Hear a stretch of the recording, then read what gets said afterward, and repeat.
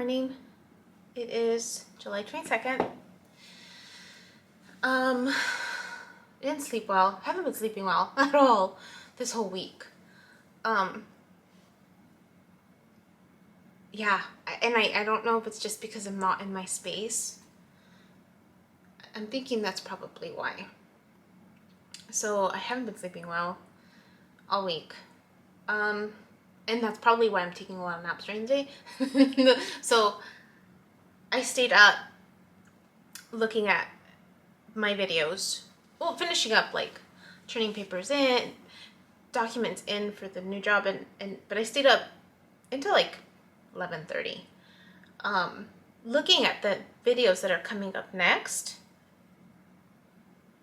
and just laughing because it's just like, I mean, I haven't figured out if I'm gonna post every day again, or if I'm gonna skip a few days because I'm in the middle of a movie, or if I'm gonna stick to this once a week thing.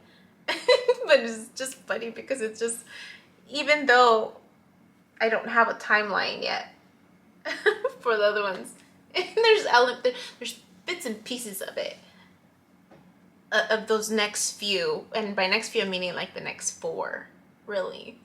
The next few videos where it's just it's just like just bits and pieces that are, I see it in my present time. So but I wanted to speak to MJs Morning Message, which I'll post again. I'll post only because it's I'm confused. I'm a little confused. I woke up and I'm like, really? So the video that came out that I posted this morning, or scheduled to post this morning, was the one where I'm still grieving. I'm still crying, clearly. And I'm looking at the painting and I'm being triggered and just speaking my truth in that moment, right? About my feelings. And reminiscing about that time in my life when those feelings came out, and remembering when I felt that pull to speak my truth. And I was sharing with a friend of mine, right? I'm just like, it's like that movie, Inside Out, where where the heart's going somewhere and then the head's like going, ah, slow down, stop, we're mayday, right? So anyways, I'm speaking to that, and just how I felt in that moment, right? And so and there's truth in what I'm saying, in the sense that, you know, just what I wanted in that point in time, right? Just wanted to love this person, and even though intuitively I picked up something different, that's something that I'm working on, right? Is not making assumptions, not speaking for other people, and having to accept the reality that this person did not express that back, right? And so I'm left with this reality of like, I need to accept what is, right? And so I mentioned in the previous video that I watched these movies yesterday about my culture and trying and feeling this connection, right?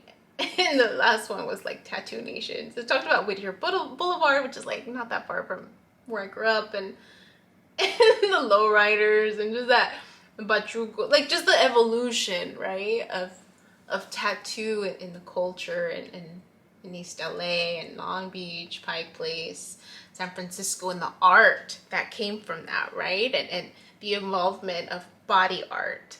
And I was drawn to it because I want to get another tattoo. I do. I want to, for that simple means of like self-expression, right?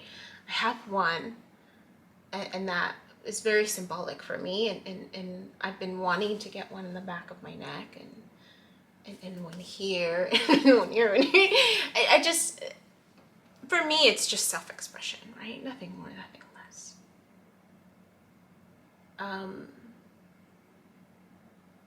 It's art. It's just art, right? Even in like, yeah, it just, that's all it is for me. But so this time period, right? Going through the time periods, and I'm being triggered in terms of just the different time periods, and the interviews that are being done with individual families, and so anyways, I go to bed.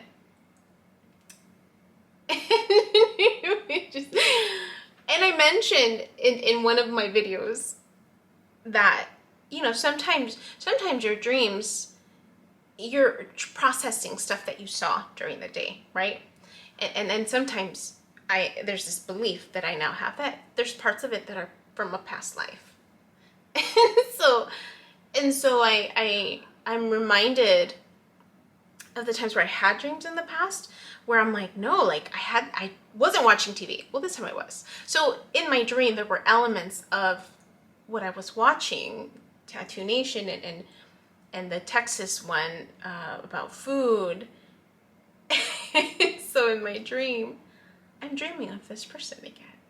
I'm dreaming of this person. He's in my dream. His family's in my dream. And I'm building. I'm trying to get his attention in my dream. And I'm building steps. Building steps to his house. I don't know if it's to his house or just building steps. I'm building steps. Like stairs, like steps. Not like second floor stairs, but steps. The ones that kind of go up to your front door. And I'm building that. And there's this like intuitive feeling of like, I want to see him. I want him to see me, that I'm working for him.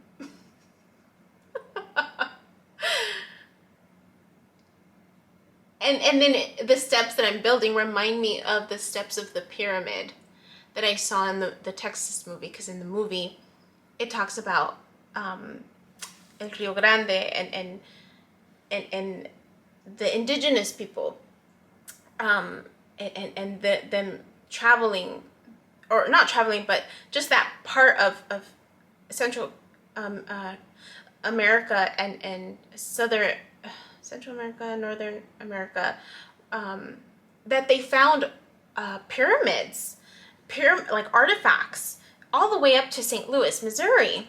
And I was like, I've been to St. Louis, Missouri. I'm like, had I known, I would have wanted to go see the pyramids that are actually covered over, like, there's grass already growing them, but you can see the shape of a pyramid underneath. And I was fascinated by that. I was just like, wow, like I was just there and I didn't see it.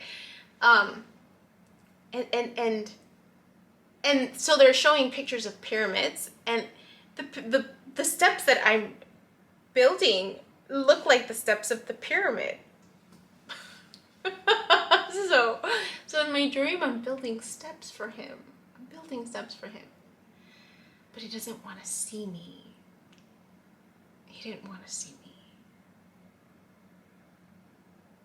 And I was trying to catch a glimpse of his face, and I couldn't see his face. I would just see like the side of him and the back of him, and he didn't want to see me. He didn't want to see me. So I woke up and I was like, okay. I didn't wake up crying. I was like, okay, that's progress. But MJ's morning message just threw me off, and I'm like, you've got to be kidding me. And so she's talking about TFs again. I'm just like, no, really. So I'm listening to it because I can't watch it. And it says, a twin flame choice, unexpected union, July 22nd. So I'm listening to it. she's speaking to that situation in that moment of the mirroring and the focusing of what did she say? She said that one person was trying to prepare, trying to get things in order financially. I think that's what I was left with. I was in the middle of waking up when I listened to it, so I don't remember all of it. I should listen to it before I record, but so that's what I remember. Just her saying something about this preparation that one is the other person is getting the impression that the other person doesn't care, and it's because the other person is trying to get things in order financially, right? There's this, yeah. And so that triggered in me a memory, a few memories actually. And see, the thing is, so the memory that it was triggered, there was a conversation that we had. I stopped, it was a random, like I felt the pull to see this person, and I made the time during my day to swing by, to say hi, because he was working. And he took a break and we chatted a little bit. And then out of nowhere, he makes a comment to me. He shares information about him getting stuff financially in order. And I just remember being like, why are you sharing this with me? Like, I didn't ask for it. He was just voluntarily sharing information. But I remember thinking, I didn't ask for this information. But then it's like I knew what he was doing. And it was that. He was getting things in order.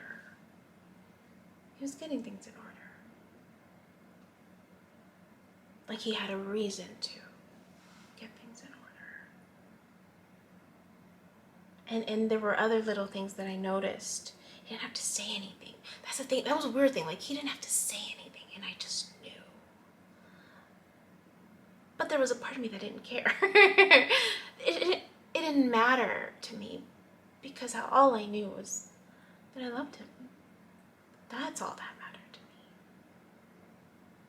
Everything else, I wasn't worried.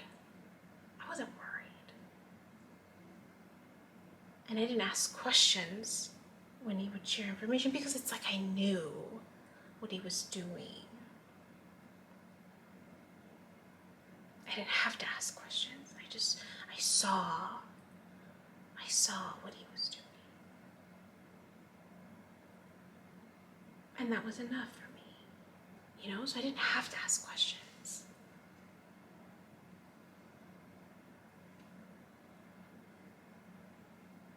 I already saw.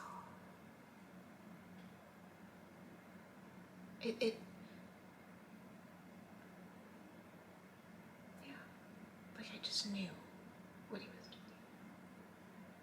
And then towards the end, I remember him not saying, but texting me, like, I'm not good with my emotions. I'm not good with expressing myself. And I remember thinking, being a little conflicted, because in the beginning we had moments where there was vulnerability. And I do remember him catching himself when he was sharing, I think more than what he expected to share. It was just kind of coming out, and I remember he kind of was surprised at himself, like, whoa, like, I'm why am I sharing so much of myself? And he made a comment about it. He's like, he said something like, you're gonna play those tricks on me, or something like that. And I was like, what are you talking about? Because I didn't, at that point in time, we were having dinner. And we were in Palm Springs. It was outside, it was really nice. And we were just talking and sharing and being vulnerable, really. But I remember he caught himself because he was surprised that he was sharing a lot about his past and his childhood. And he caught himself and he stopped.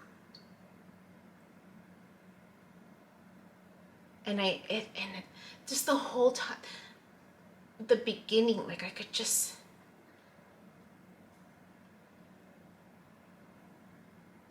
I could see right through him. I could see him. He didn't have to say anything. I saw. That was the weird thing. He didn't have to say anything.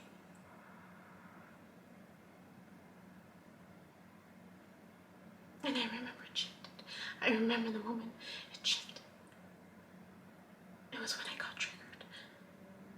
When I got triggered. I got triggered, and that's when he said, let's talk about this, and he came over.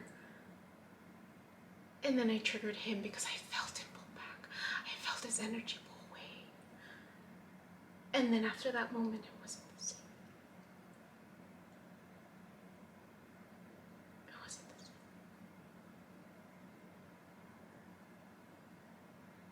And I remember that conversation. Because he made a comment. I was going through my own stuff. And I remember he said, he made a comment like I should have known. I think that's where I was confused. Because I wanted to know where I stood in his life. And his response was this of, like I should have known. And that's the thing, like I knew, and I think that's what's throwing me off.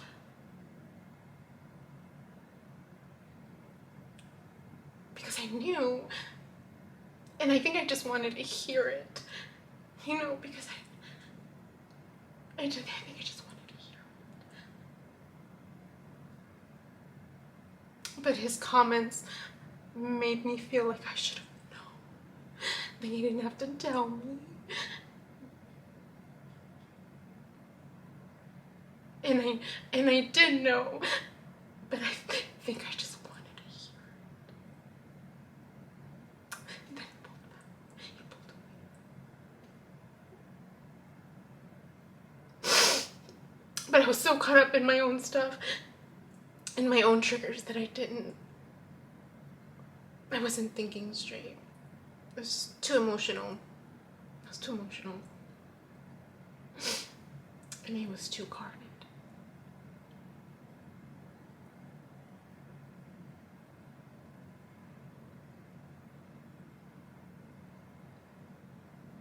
Yeah. So anyways, so I'm hearing MJ's message and I'm just like, really? And then I'm a little confused because I think I mentioned I did the compatibility birth chart thing using a website. And it says something different. So I was confused with this message. And then I was watering outside the plant babies and just processing and thinking. And then realizing, of course I'm going to be confused. Because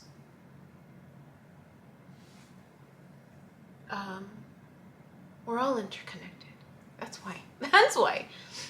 For some people, that's what that is, right? That whole twin flame stuff. And then for others, it's not.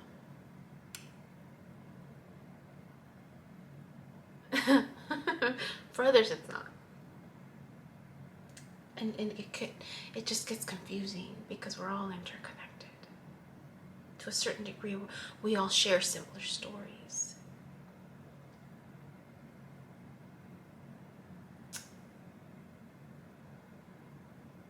that was triggered in me.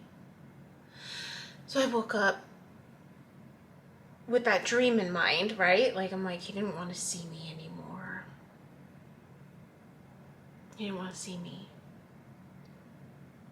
And then I'm reminded of the other dream that I had where there was that sense of waiting. There was this sense of waiting, and he was mad at me. He was mad at me. Because I think I had left. I think I had left him in that dream. I don't know. But anyways, they feel less and less intense, the dreams.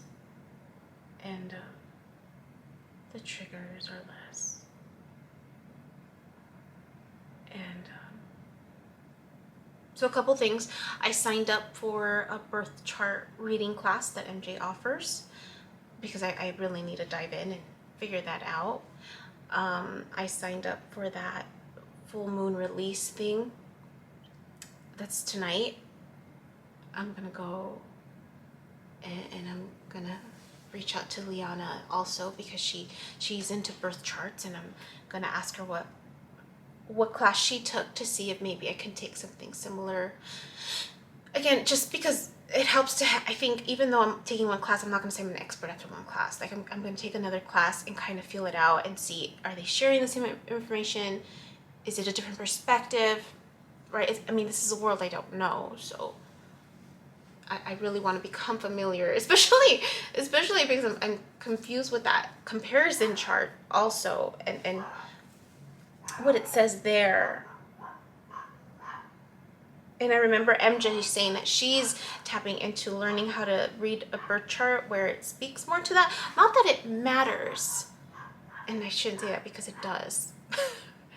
My clients, when they say I don't care, it's because they do care. But the reality is, for me, one of the reasons why I walked away was because I want someone who could be vulnerable and be comfortable in their vulnerability, who can speak how they feel, really, and be authentic with their feelings and trust themselves enough and be confident in their vulnerability, and where I can hear them. I can hear their thoughts, because I'm not a mind reader. I don't think. Just because I could see someone doesn't mean that I'm a mind reader. Not yet, anyways. So I want someone who can speak and live their truth authentically. All parts of themselves, even the dark sides, the shadow sides. Right? Someone who sees me, who gets me, who's not afraid to fly with me and dream with me and grow young with me and explore with me. That's what I